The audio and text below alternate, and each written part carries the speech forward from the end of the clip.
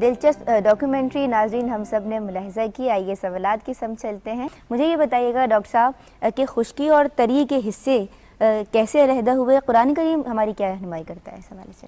اس سلسلے میں سب سے پہلی بات یہ ہے کہ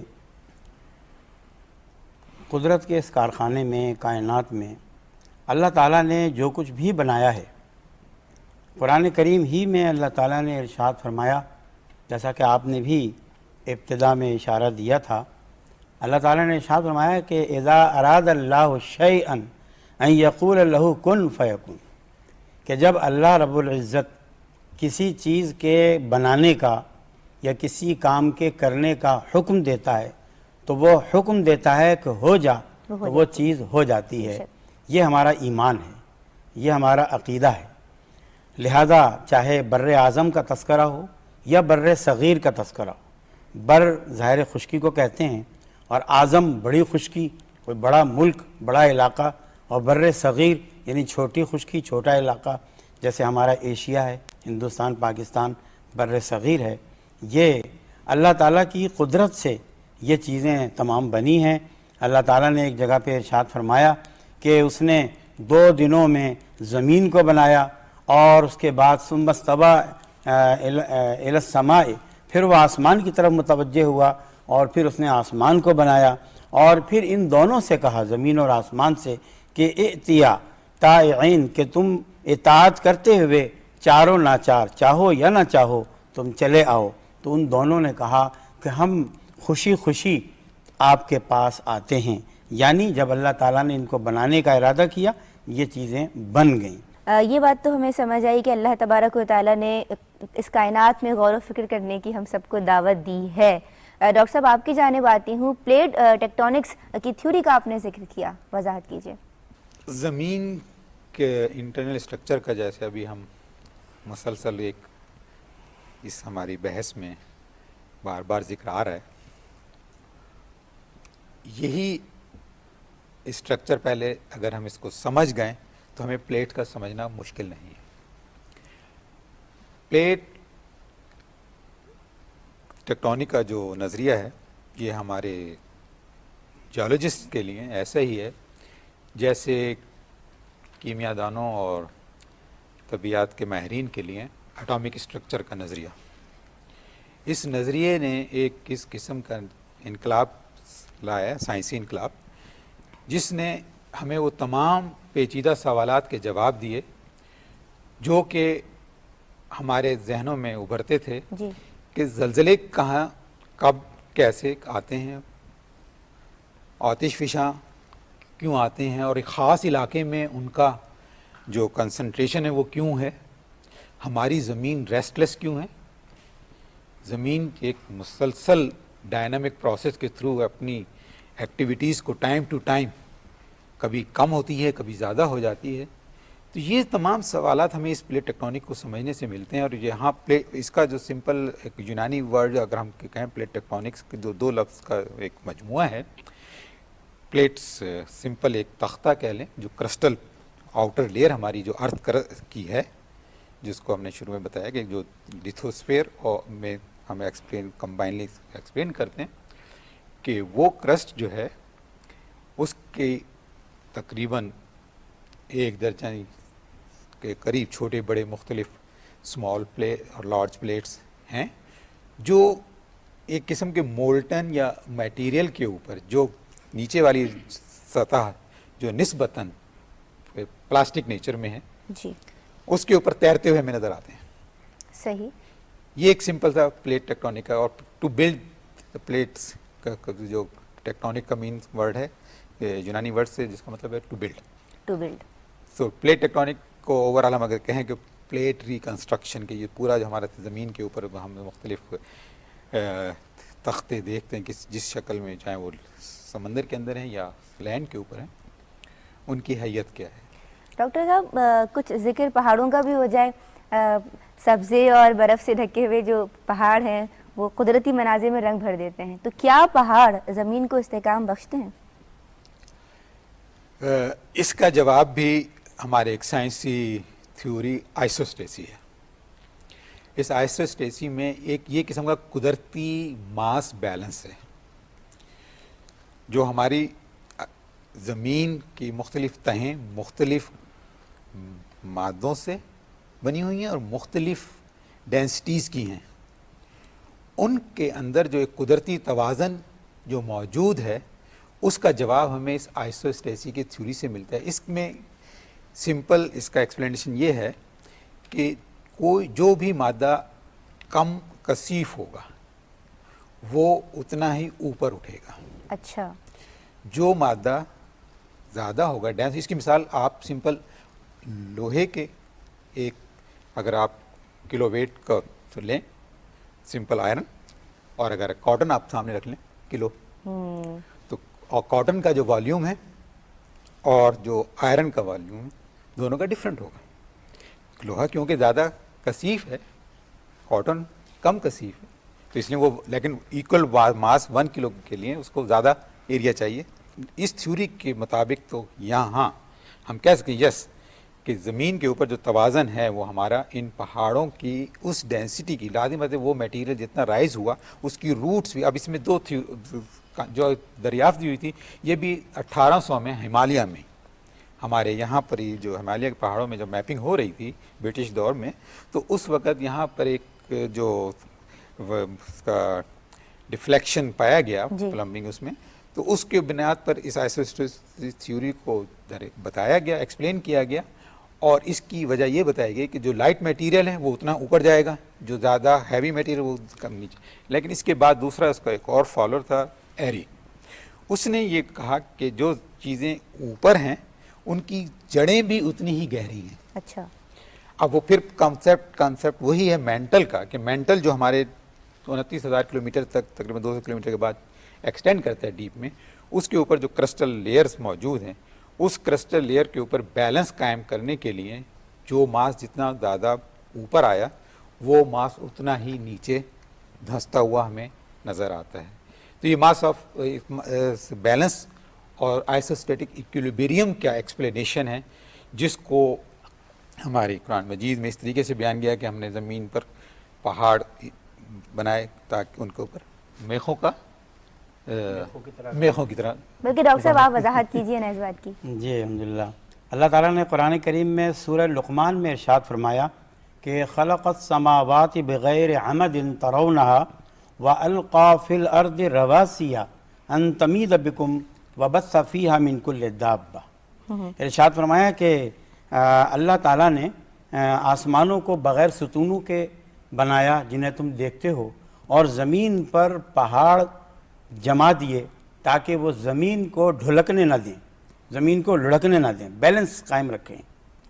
اور اسی طرح سے پھر 30ویں سپارے میں اللہ تعالیٰ نے ارشاد فرمایا کہ افلا ینظرون، یعنی یہ کائنات کا ہی تذکرہ ہے اور ریسرچ کی دعوت دی ہے اسلام نے، قرآن نے، کہ ارشاد فرمایا کہ افلا ینظرون الی الابل کیف خلقت، تم اس اونٹ کو کیوں نہیں دیکھتے، غور کرتے کہ اتنا بڑا جانور اللہ تعالیٰ نے کیسے بنایا، وَإِلَى السَّمَاءِ كَيْفَ رُفِعَتْ، اور آسمان کی طرف کہ اسے کتنا بلند کیسے بلند کیا، وَإِلَى الْجِبَالِ كَيْفَ نُصِبَتْ، اور ان پہاڑوں کو کیوں نہیں دیکھتے کہ ان کو زمین پر نصب کیا گیا، وَإِلَى الْأَرْضِ كَيْفَ سُطِحَتْ، اور زمین پر غور کیوں نہیں کرتے کہ اسے کس طرح پھیلایا گیا، بچھا دیا گیا۔ مطلب یہ کہ ان تمام چیزوں میں ہمیں غور کرنا چاہیے، فکر کرنی چاہیے کہ اتنے بڑے بڑے پہاڑ اللہ تعالیٰ نے زمین پر بیکار تو پیدا نہیں کیے، اسی لیے پیدا کیے ہیں تاکہ یہ زمین جو ہے اس پر اللہ تعالیٰ کی مخلوق رہتی اور بستی ہے، کام کرتی ہے، کھاتی اور پیتی ہے، کھلاتی اور پلاتی ہے، اور جب وہ کھاتی اور پیتی ہے، کھلاتی اور پلاتی ہے تو پھر وہ اللہ تعالیٰ کا شکر ادا کرنا اس پر لازم ہے۔ آپ دیکھیے کہ سورہ لقمان میں حضرت لقمان علیہ السلام اپنے بیٹے کو اس زمین اور پہاڑ کے حوالے سے گفتگو میں فرماتے ہیں کہ اے میرے بیٹے وَلَا تَمْشِ فِي الْأَرْضِ مَرَحًا، تو زمین پر اکڑ کر نہ چل، اِنَّكَ لَن تَخْرِقَ الْأَرْضَ وَلَن تَبْلُغَ الْجِبَالَ طُولًا، نہ تو تو اکڑ کر چلنے کی وجہ سے زمین کو پھاڑ سکتا ہے اور نہ ہی تو اکڑ کر چلنے کی وجہ سے پہاڑوں کی بلندیوں کو پہنچ سکتا ہے۔ لہٰذا یہ پہاڑ کی حقیقت بیان فرمائی کہ پہاڑ بہت بلند ہے۔ سورہ طٰہٰ کی آیت نمبر 53 اور 54 میں اللہ تبارک و تعالیٰ نے جن نعمتوں کا ذکر کیا ہے اس میں عقل والوں کے لیے کیا نشانیاں ہیں؟ सूरह ताहा की आयत नंबर 53 और 54 में अल्लाह रब्बुल इज़्ज़त ने इरशाद फरमाया कि वही अल्लाह ताला है कि जिसने तुम्हारे लिए ज़मीन को बतौर फ़र्श बिछाया और उसमें तुम्हारे चलने के रास्ते बनाए। हम देखते हैं कि ज़मीन में रास्ते हैं, रोड हैं, सड़कें हैं, तो अल्लाह ताला ने रास्ते बनाए और ऊपर से पानी बरसाया। फरमाया कि फिर उसके ज़रिए से मुख्तलिफ़ अक़साम की पैदावार निकाली। इरशाद फरमाया कि मिनहा खलक़नाकुम, अब ये ज़मीन का तज़किरा हो रहा है कि इस ज़मीन में से ही हमने तुम्हें पैदा किया है। अच्छा, अब इससे किसी को गलतफहमी ये ना हो कि कोई इलाका है, कहीं ज़मीन है जहाँ से लोग निकलते हैं। इससे असल बात जो मुराद है वो हज़रत आदम अलैहिस्सलाम की इब्तिदाई तख्लीक़ है कि जब आदम अलैहिस्सलाम को अल्लाह ताला पैदा कर रहा था, बना रहा था, तो उसने मिट्टी से बनाया।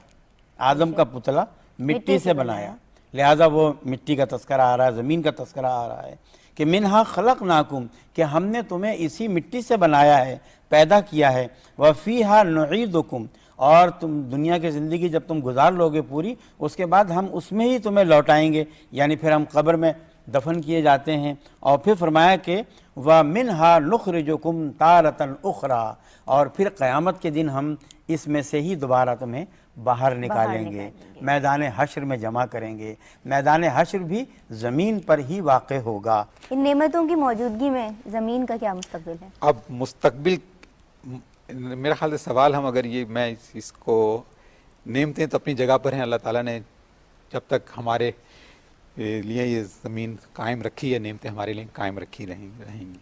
लेकिन एक अगर हम साइंसी और कुदरती अमल के हवाले से बात की जाए कि जो भी चीज़ पैदा हुई है जी, अगर इस कंसेप्ट को अगर हम डिस्कस करें कि उसका इख्तिताम भी है, ख़ात्मा भी है, तो ज़मीन भी एक अल्लाह ताला की एक जिसे कहते हैं कि तख्लीक है।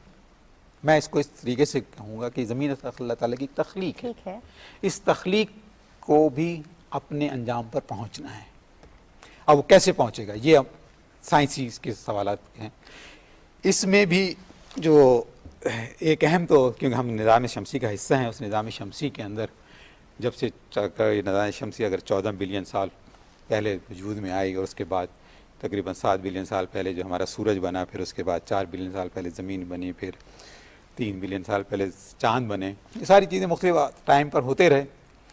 अब उस अमल में जो इस वक्त साइंसदानों ने मुशाहिदे किए हैं, जी, सूरज की हरारत सबसे अहम, ज़िंदगी का जो मुहर्रिक है वो हरारत, और दूसरा ऑक्सीजन के पानी की बात कर ली, तो वो हरारत जब हमारे पास ख़त्म होगी जी, या एक्सीड करेगी, दोनों चीज़ें हैं, तो इस वक्त जो मुशाहिदात हैं, जो हमारे पास नताइज आ रहे हैं, उसके मुताबिक सूरज का अपना जो कोर में हीलियम की मिकदार बढ़ती जा रही है, जिसकी वजह से उसकी ल्यूमिनोसिटी वो इंक्रीज़ कर रही है। वो इंक्रीज़ कर रही है तो इसका मतलब ये है कि सन रेडिएशन इंक्रीज़ कर रही है। सन रेडिएशन इंक्रीज़ कर रही है तो ज़मीन के ऊपर दर्जा हरारत का बढ़ना लाजमी, अगर, और ये भी एक मोहतात अंदाज़ों के मुताबिक, अब इसमें टाइम फ्रेम आप नहीं कर सकते ये, क्योंकि तमाम अर्जी अमल हैं वो करोड़ों और अरबों सालों पर मुहित हैं। बेशक। हमारी दुनिया का मौजूदा जो दिन है वो सूरज के ढलने से और गुरूब होने से रिलेटेड करते हैं, लेकिन हमारी जो अर्ज़ियात की ज़बान में, जियोलॉजी की ज़बान में हम है कि उसको सूरज के ढलने से और गुरूब होने से नहीं रिलेट कर सकते, उसका अपना एक फिनोमिना है, प्रोसेस। तो बात थी कि अब ये ज़मीन के ऊपर अगर सूरज की हरारत बढ़ जाती है, उसके मुताबिक जो मैं अंदाज़ा बता रहा था कि तकरीबन 5 मिलियन ईयर्स फ्राम नाउ, कुछ स्टडीज़ की हैं, लोगों ने बताया कि समंदर एवापोरेट हो जाएंगे। जब समंदर एवापोरेट हो जाएंगे, ज़मीन यखबख्ता बर्फ़ की मानद हो जाएगी, जैसा हमारे पिछले अदवार में हो चुका है। हमने अपनी जो जियोलॉजिकल हिस्ट्री है इसमें हमने देखा है कि हर एक टाइम ऐसे गुजरे जब ज़मीन हमारी पूरी की पूरी बर्फ़ बंजर थी शुरू के दौर में। दूसरी फिर जो एक और प्रोसेस जो विद इन अर्थ है, जो शुरू में हम बात वहाँ से जो स्ट्रक्चर से जो बात की थी कि इनर हीट अर्थ की जो है लॉस ऑफ हीट हो, अर्थ ज़मीन जो है अपनी हरारत जो है वो खोएगी। एक तो हरारत हमने सूरज के हवाले से बात की, एक ज़मीन अपनी जो कोर जो जहाँ पर हमारे पास ये ہائی ٹیمپریچر جو اس میں جو مینٹل کے بعد جب ہم بات کرتے ہیں کور کے اندر جو موجود ہے، وہ وہاں سے آہستہ آہستہ گریجولی زمین کا ٹیمپریچر جو ہے، ہر درجہ حرارت جو ہے جو وہ کم ہونا شروع ہو جائے گا. جب زمین کا درجہ حرارت کم ہونا شروع ہو جائے گا تو ہمارے زمین کے اوپر آتش فشانی کے عمل، زلزلوں کے عمل، دوسرے عمل وہ رک جائیں گے. پھر جو ایک میں نے پروسیس بتایا تھا sea floor spreading phenomena mid oceanic ridge areas میں، وہاں پر جب کیا ہو، اگر یہ جس کو کہتے ہیں کہ وینٹنگ پروسیس جو ہے، اسٹیم وینٹنگ، جو میگما کے ساتھ جو بخارات بھی اس ایریا سے اوپر جب نکل کے آئیں گے تو وہ نکلنا بھی درجہ حرارت کی کمی کی وجہ سے کم ہو جائے گا. تو سمندر کا تقریباً 35% حصہ پانی اس جگہ پر، اب اس وقت ہم وہاں پر دیکھتے ہیں کہ میگما وہاں سے نکلتا ہے، تو اگر سمندر کی جو ہماری زمین کی حرارت کم ہوتی ہے تو اس کا مطلب یہ کہ پانی کا جو سمندر کا پانی ہے وہ جگہ سے زمین کے اندر چلا جائے گا. اچھا. تو یہ عمل جو ہیں ہمارے لیے ایک سوچنے کا عمل ہے، مطلب کہ آپ فکر ہے سائنٹسٹ اپنے اپنے طور پر اپنے اپنے علم کے مطابق تجربات کرتے ہیں اور اس پروسیس کو ایکسپلین کرنے کی کوشش کرتے ہیں، لیکن وثوق سے کوئی نہیں کہہ سکتا کہ یہ عمل کیسے، کب، کہاں ہوگا اور کتنی عرصے تک جاری رہے گا اور ہم ہوں گے یا نہیں ہوں گے. تو یہ سوالیہ نشان ہمیشہ قائم رہیں گے اور یہ ہمارے علم پر منحصر ہے کہ ہم کس طریقے سے اس علم کو استعمال کرتے ہوئے ان کو جوابات کو اس دور میں سالو کرتے ہیں. بہت خوب. میں مشکورہ ممنون ہوں آپ دونوں شخصیات کی کہ آج اپنے زمین کے حوالے سے بہت ہی مدلل طور پہ ہماری رہنمائی فرمائی. بہت شکریہ آپ دونوں شخصیات کا. اور ناظرین، اسی کے ساتھ ہم آج آپ سے اجازت چاہیں گے. آج کا پروگرام بس اتنا ہی، لیکن چلتے چلتے آپ سے یہ کہنا چاہوں گی کہ زمین جو ہماری خوبصورت سی دنیا ہے، جو کہ ہماری کل کائنات ہے، پروردگار نے اسے ہر نعمت عطا کی ہے. اور بات یہیں پہ ختم نہیں ہوتی، بلکہ نعمتوں کی یہ چھما چھم بارش ابھی بھی جاری ہے. یہ سلسلہ جو نعمتوں کا ہے یہ ابھی تھما نہیں ہے. ہم نے قرآن، احادیث اور اسلامی تعلیمات کو بنیاد بناتے ہوئے کرۂ ارضی کو بہتر بنانا ہوگا. اب کیسے بنانا ہے یہ آپ پہ چھوڑتے ہیں، بلکہ ہم سب پہ ہی چھوڑتے ہیں. اجازت دیجیے ندا نسیم کو پروگرام کائنات کی آج کے ایپیسوڈ سے. اپنا بہت خیال رکھیے گا. اجازت دیجیے. اللہ حافظ.